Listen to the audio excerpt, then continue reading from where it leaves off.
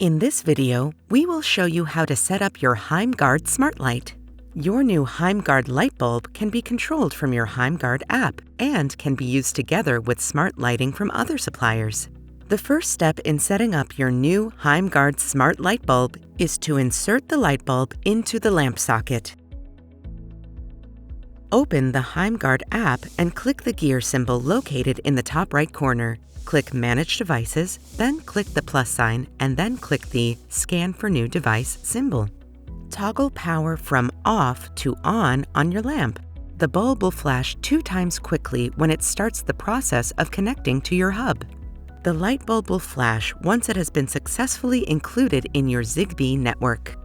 Your device will appear in the Found Devices list. Click Configure to add the device to a specific room. Thank you for choosing Heimgard. Enjoy your new product. For further information, please visit our website, heimgard.com.